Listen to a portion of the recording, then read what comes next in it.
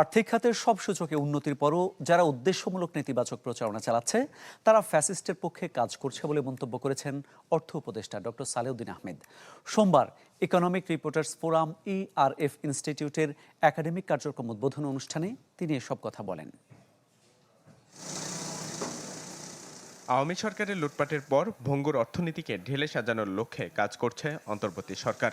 বহুমুখী চ্যালেঞ্জের পর গতি ফিরেছে খানিকটা আর্থিক খাতে, তবে চ্যালেঞ্জ রয়ে গেছে আরও অনেকটা, যা উঠে এলো এই দিনের অনুষ্ঠানে। একটি প্রতিষ্ঠানের সুশাসন ব্যবস্থা যা মালিক, পরিচালনা পরিষদ, ব্যবস্থাপনা এবং অংশীদারদের মধ্যে দায়িত্ব এবং কর্তব্যের সুস্পষ্ট সীমারেখা নির্ধারণ করে। বক্তারা বলেন, কারসাজি করে করা হতো আর্থিক মূল্যায়ন প্রতিবেদন, যার জেরে ধসে গেছে ব্যাংক, শেয়ার বাজার সহ আর্থিক খাতের নানা প্রতিষ্ঠান।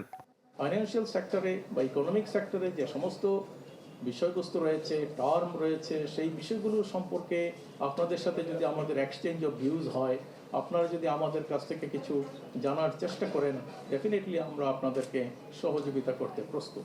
এই কর্পোরেট সেক্টরে ফিনান্সিয়াল ট্রান্সপারেন্সি যদি আনতে হয়, আজকে আপনারা যাদের সাথে এমনই স্বাক্ষর করলেন তাদের ভূমিকা অনস্বীকার্য এবং অতি গুরুত্বপূর্ণ।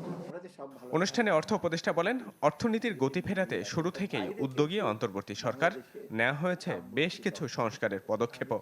এরপরও সমালোচনায় মুখর একটি পক্ষ আসলে ঘুরিয়ে ফিরিয়ে তারা ফ্যাসিস্টের পক্ষেই কথা বলেন। আমরা যতটুকু করেছি সীমিত সম্বন্ধে মোটামুটি একেবারে সব ম্যাজিকের মতো করতে পারে, আরো কথা আপনারা আশা প্রকাশ করেছেন। আপনারা একটু চোখ দিশে খোলা করে সামনের ভবিষ্যতে বাংলাদেশে যেন এরকম কোনো বাধা বিপত্তি না আসে। আর্থিক কেলেঙ্কারির সাথে জড়িতদের ধরতে সক্রিয় সরকার বলেও জানান অর্থ উপদেষ্টা। আমরা যে সব ভালো করছি তা না, পজিটিভ নেগেটিভ মিলিয়ে আছে। তো বাইরে কিন্তু বাংলাদেশে ভাবমূর্তি কিন্তু অত্যন্ত ভালো। কারণ ইমদাদ হক, চ্যানেল 24, ঢাকা।